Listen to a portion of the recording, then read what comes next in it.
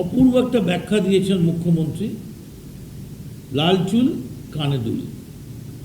আমি এখন কি করি, রাস্তা দিয়ে গেলেই আমি নাকা করি। এই লাল চুল কানে দুলের বিরাট একটা অংশ তারা এই মুহূর্তে বিজেপিতে রয়েছে এবং ব্যাপক তোলাবাজি, গুন্ডামি এবং ভয়। সব থেকে বড় কথা হচ্ছে, আরে যাদের লাল চুল কানে দুল বলছেন তারাই তো কালারফুল মদন মিত্রকে দেখে অনুপ্রাণিত হন।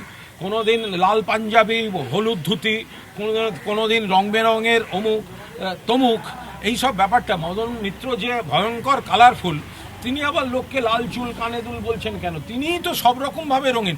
গোটা রামধনু যেন বুকে নিয়ে ঘুরছেন মদন মিত্র। গত 15 বছরের তৃণমূলে কেউ কেউ ভেবেছিলেন যে আমরা 50 বছর থাকবো, কোনোদিনই আমাদের জবাবদিহি করতে হবে না। তৃণমূল আমলেও ব্যাপক দুর্নীতি হয়েছে। আমি চ্যালেঞ্জ করছি, আমার কামারহাটিতে 80% বাড়ি বেআইনি। যেদিন ভেঙে পড়বে সেদিন ইন্দোনেশিয়া মালয়েশিয়ার মতো ভূমিকম্প কিছু দরকার পড়বে না, একদম ঘুরিয়ে চলে যাবে। বলছেন যে মদনদা বলেছেন যে এই যে দুর্নীতি তৃণমূলের আমলে, এই দুর্নীতি আসলে কোন আমলে ছিলেন? এরা ভেবেছিল যে সারা জীবনই থাকবো, 50 বছর ক্ষমতা থাকবো, কাউকে জবাবদিহি করতে হবে না কোনো দিনের জন্য। আমি আবার বলছি, আগামী বছর এই তারিখে মদন মিত্র ঠিক কোন শিবিরের কোন জায়গায় থাকবেন আপনারা ঘড়ি ধরে, ক্যালেন্ডার ধরে মিলিয়ে দেবেন। মদন মিত্র পুরোপুরি তিনি মমতা বন্দ্যোপাধ্যায়ের অনুগামী। তাকে, তার স্ত্রীকে ইডির চিঠি দিয়ে, তার ছেলেদের ইডির চিঠি দিয়ে চাপে ফেলে মদনদাকে একটু এদিক ওদিক বলতে হচ্ছে। বাট এটা ইডির চিঠির আগের দিন পর্যন্ত মদন মিত্রর ভার্সন, আর ইডির চিঠির পর থেকে মদন মিত্রর ভার্সন।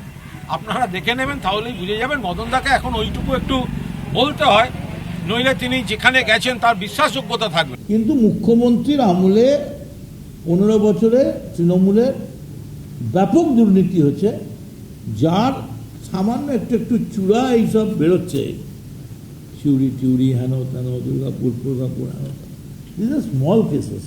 এখন দেখুন কারা কারা কি কি বিষয় ছিল, তো সেগুলো তো সব একসঙ্গেই তৃণমূলের সঙ্গে মমতা বন্দ্যোপাধ্যায়কে অস্বীকার করে তারা তো কেউ নতুন শিবিরে যাচ্ছেন, কেউ নতুন দলে যাচ্ছেন। তো সুতরাং এই কথাগুলো আসে কি করে?